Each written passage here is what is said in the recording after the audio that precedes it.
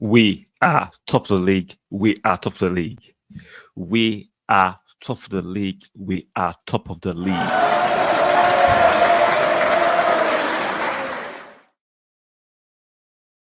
Welcome to the present. How you guys feeling this morning? How are we feeling this morning? I'm having the time of my life. I'm enjoying the fact that Arsenal are top of the league. Even though it's on goal difference, I'm loving it. We're playing Bayern tomorrow. It should be an interesting match tomorrow. Bayern, unfortunately for Bayern, they cannot have their fans in the stadium. So the whole stadium is going to be consumed and occupied by Arsenal fans on top of their voice rooting for their favorite team. Guys, make sure if you're watching the playback or just joining me right now, be kind enough to strike the like button. It doesn't cost you much. Strike the like button.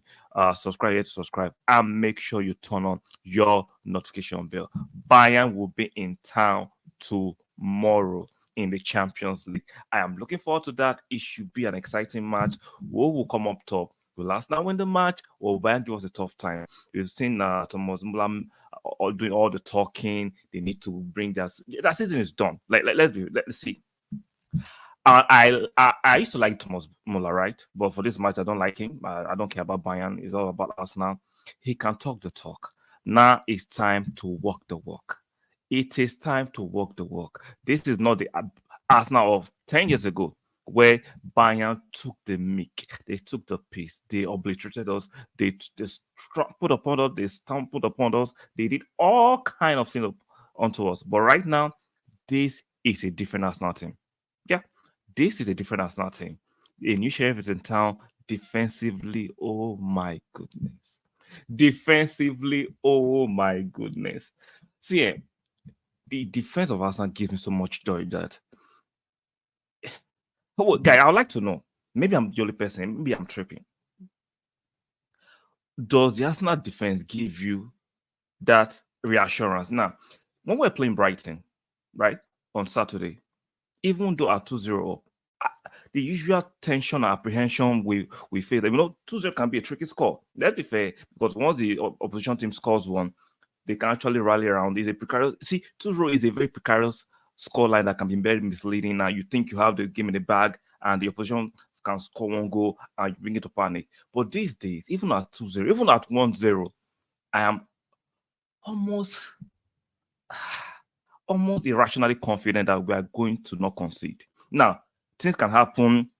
A ricochet of a shot can bounce into your net. A spectacular shot can happen. But these days, the way we play, the way we limit teams, I am extremely confident that the other team have no chance of actually getting goals against us. So, welcoming Bayern to the Emirates, I'm not trying to be arrogant, provided the players do not become condescending and it gets to their head. I am assured that we will not concede and will score goals. I don't really care about the narrative. Oh, Hurricane. Come on, man. Let's see. Harry Kane, yes, he's one of the best goal scorers in the world, one of the best strikers the modern game has. But have you seen our defenders? Then in front of our defense, we have Declan Rice that makes sure that you are not even coming close. You have to pass through Declan Rice before you come to Saliba and Gabriel. Like for the first time in a long time, I'm sure a lot of Arsenal fans, not the irrational Arsenal fans, logical, sensible Arsenal fans, can be extremely confident that this team is a solid team. This team is a solid team. Now, football is a very cruel game. Like I said, no matter how confident, no matter how good you are, you can have a bad at the office. You can have a bad officiated game.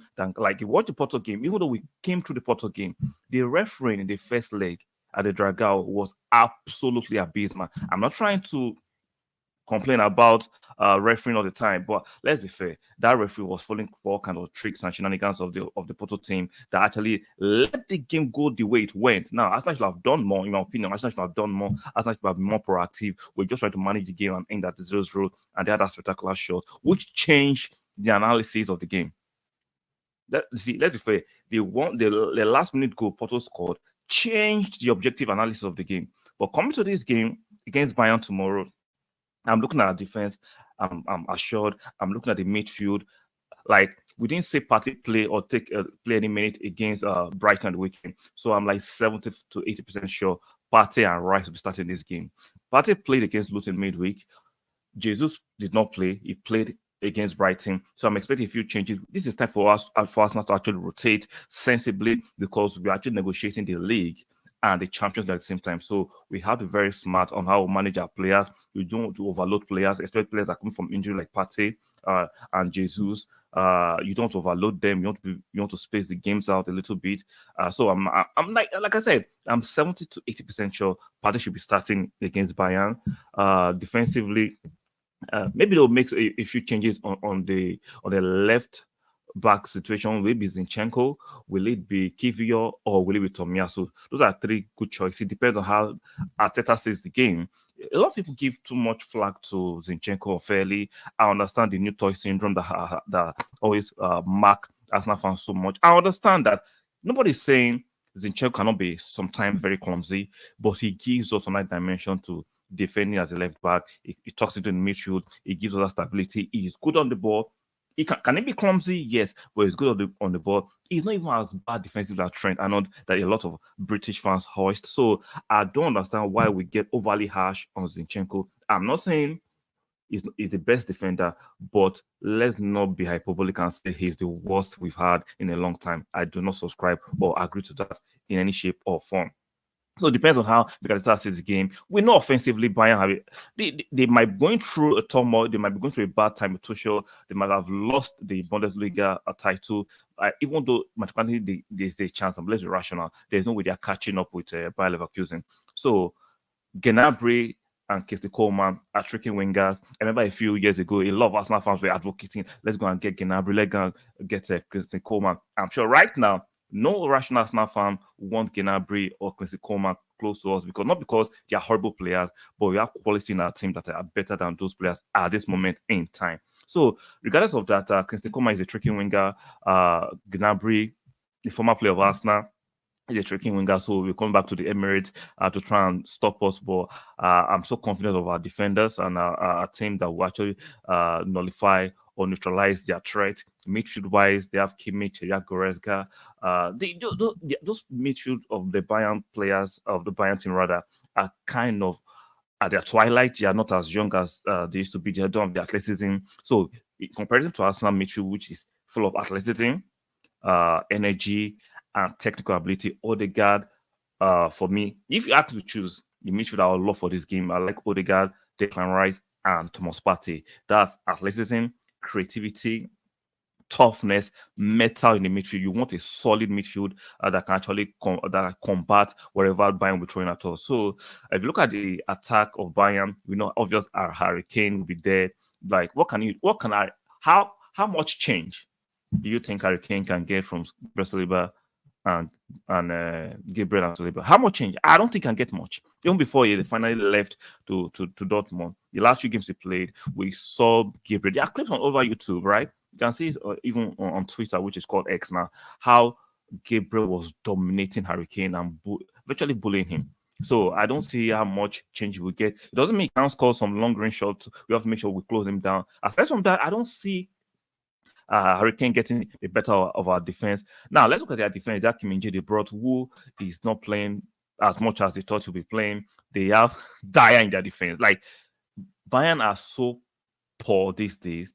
They have Dyer, a defender that Tottenham Hotspur considered surplus requirement, is actually starting and playing games for Bayern Munich, which is, we have Bozo Upamecano, who is very erratic. So I expect the likes of Kai Havertz to exploit him, and Jesus, if it will, depending on the one we start as a striker. Upamecano is a bozo. He's very erratic. He is not a very, very good defender. He has the size. He can be good sometimes, but very inconsistent, very erratic. So I'm looking at their right back. They bought a right back, Boye, in the joint transfer window, who is injured. I don't know where he's going to fit for this game. Maybe Kimmich will play as a right back or in the midfield. So I'm looking at the whole Bayern team.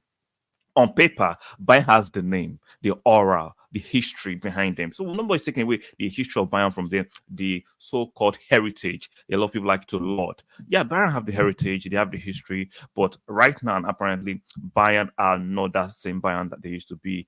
They are going through a torrid time. They are not as formidable as they used to be. So I am in no shape or form G-train over this fixture. I think we should be able to negotiate this relatively easy, especially the fact that they don't have their fans in the stadium. So the stadium will 90 to 99% Arsenal fans rooting for their team. So I'm expecting a good result. I'm expecting a healthy scoreline regarding this game. I'm expecting a few changes. If we score 2, 3, 4 goals early, I expect the like of Smith Rowe to come in. So I'm expecting a good game. It will be a good European night. Bayern will give us a match, but I just think we'll be too strong physically, mentally, technically for Bayern. I just think we'll be too strong for Bayern. They will not be able to match our firepower defensively, midfield-wise, and offensively. I don't just say it. Maybe my bias and Arsenal fan is overtaking my rationale, which I don't think so. Because I keep on looking at the Bayern team. Apart from history, apart from so-called heritage, there is nothing substantial about this Bayern team. Correct me if I'm wrong in the comment section. Like you're watching the playback.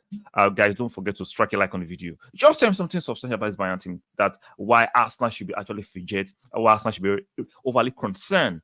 I don't see it. I don't see anything why Arsenal should be overly concerned about this Bayern team, apart from the history that they have. They have nothing at the moment for Arsenal to fear.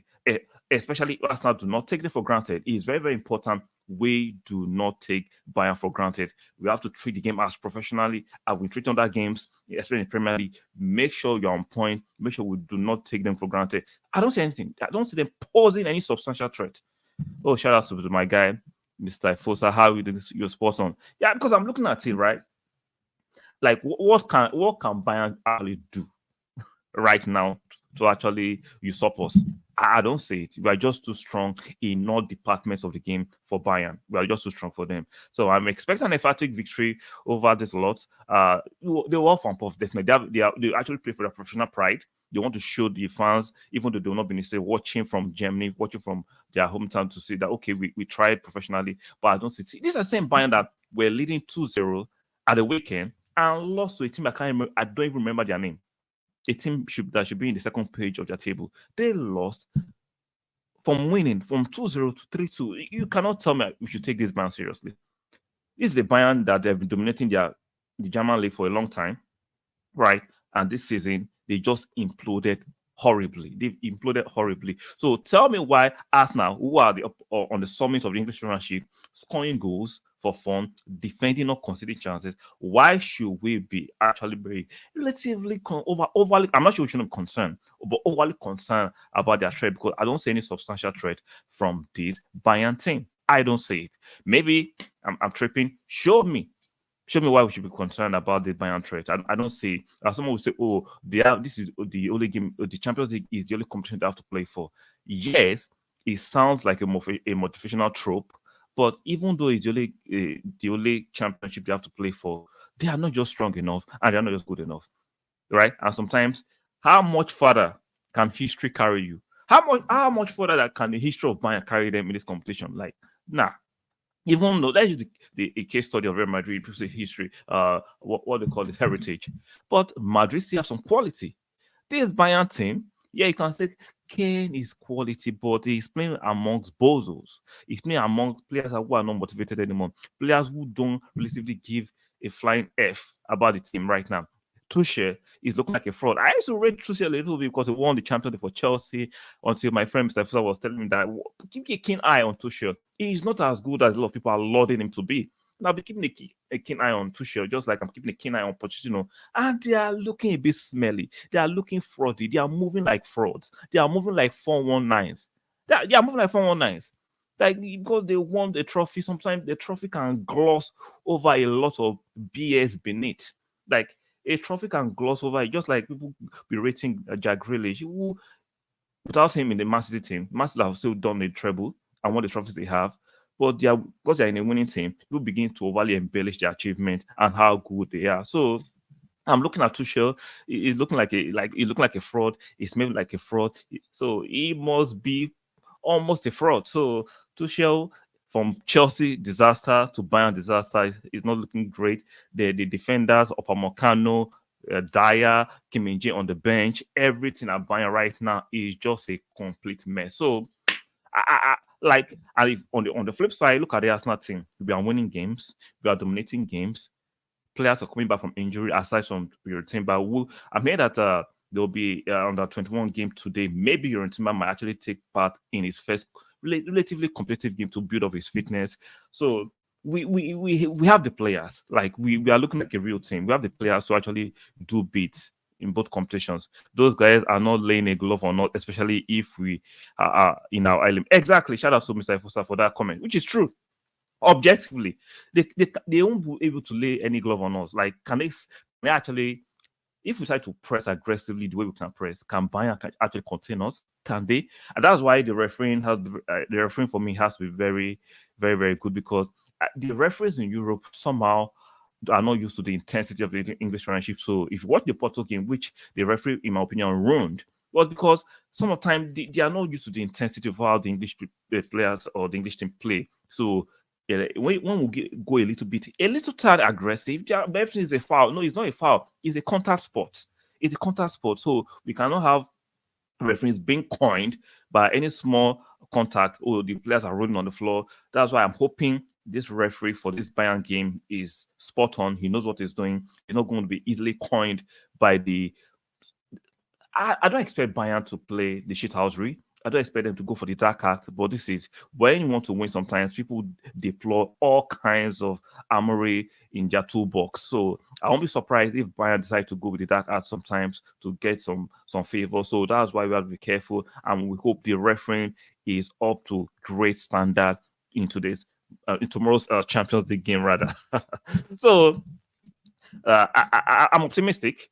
I'm optimistic. Guys, drop your prediction and score line in the comment section, especially if you're watching on the playback, or let me know what you think about the match, because I've looked at it. I'm trying to not be overly Arsenal-sided, right? You have to be balanced when you look at these games. And I'm looking at where can the threat from Bayern, a substantial threat. I'm not saying we will not see Kingsley Coman tomorrow or Gnabry pose a threat, but where can that threat, where will it be substantial? I don't see it. So it should be very interesting. Comment. Where is your Ghanaian friend that used to be on the channel about a year ago? I miss your do. It's fine. He's doing his thing. So that's the only response I can give for now. It's fine. So that's the only response I can give for now. Let's stick to the topic of the game. Shout out to you. Sorry, Ivy.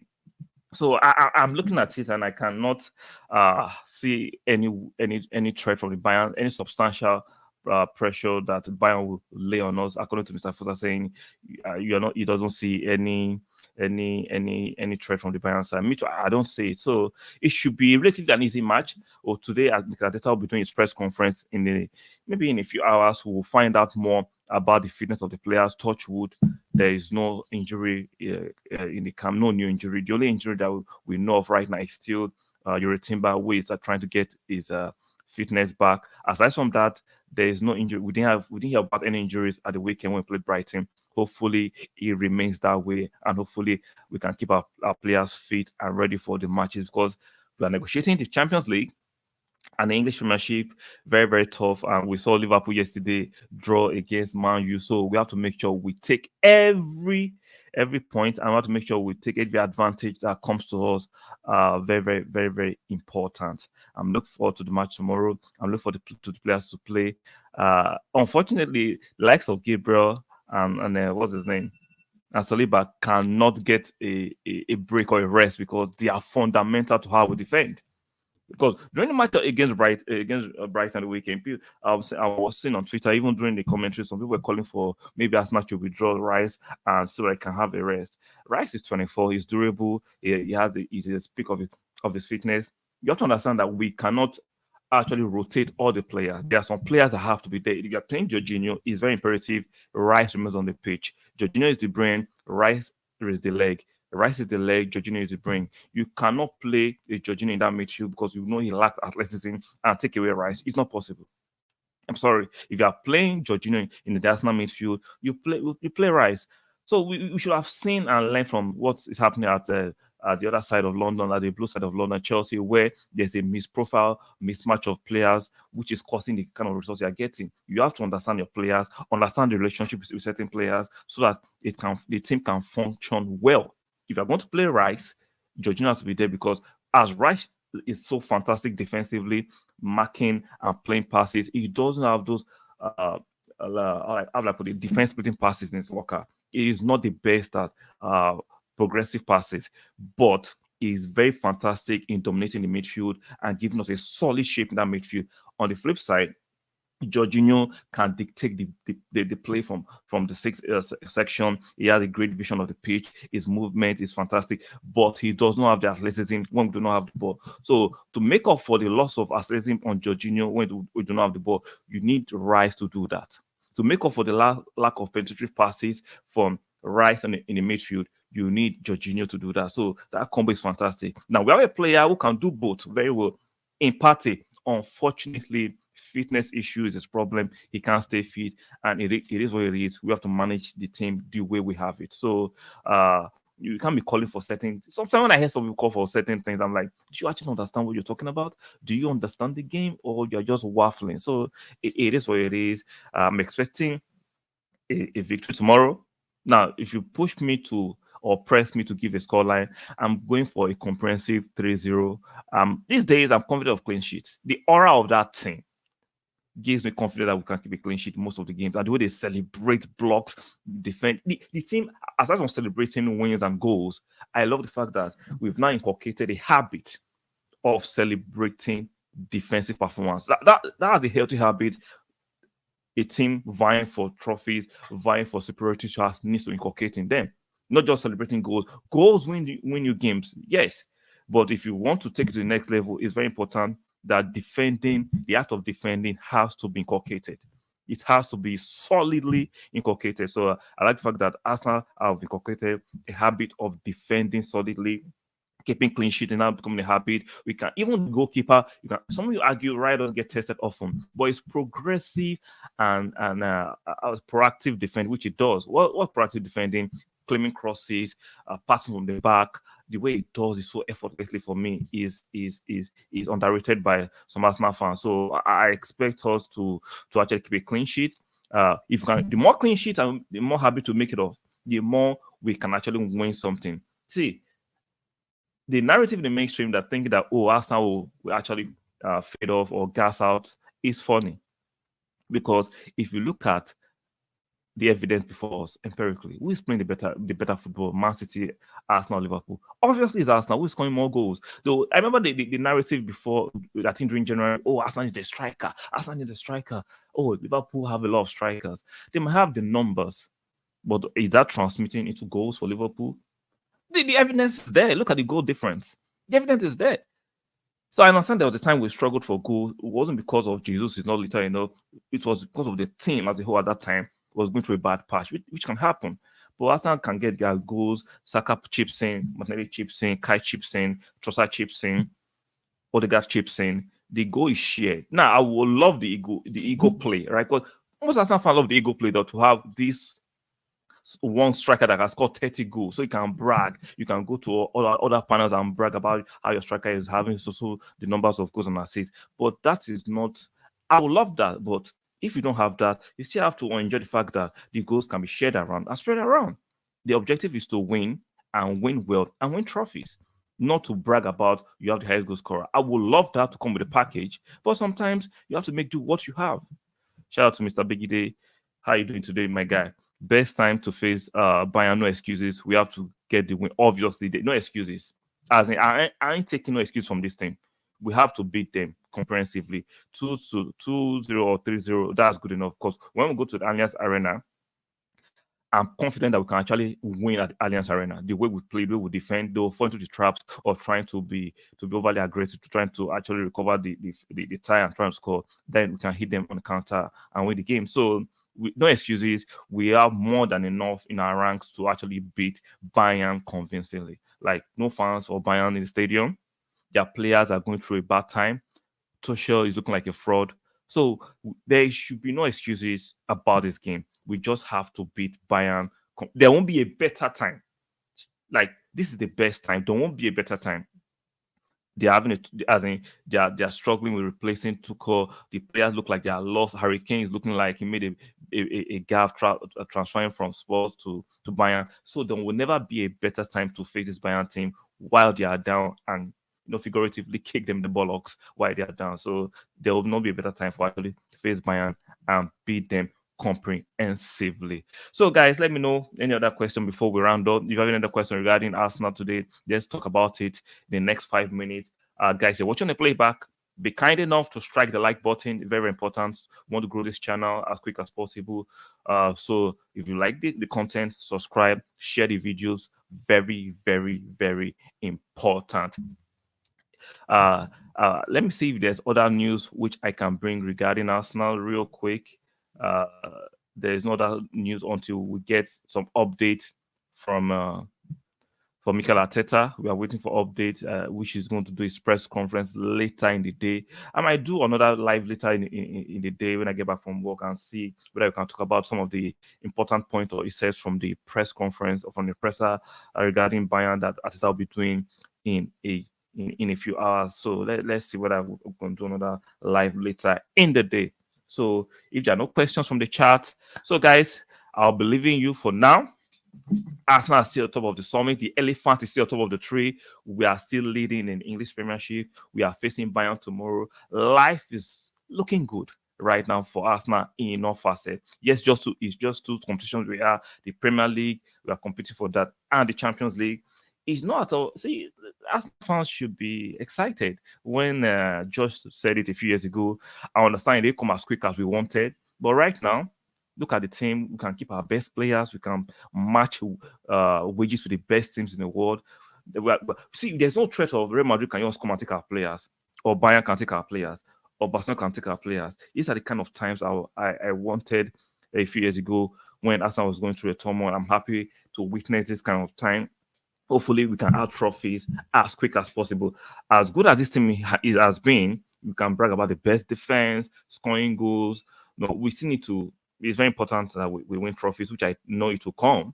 I understand. I'm not saying it out of cynicism because people say this kind of thing out of cynicism. I'm not doing that. I know the trophies is come. I trust Arteta. Yes, I've had issues sometimes where Arteta can be moving mad sometimes and it gets under my skin, but we are lucky to have Mikel Arteta. Right now, I don't see any manager aside from Pep, maybe club that on that level of Arteta. Tactically, is a genius.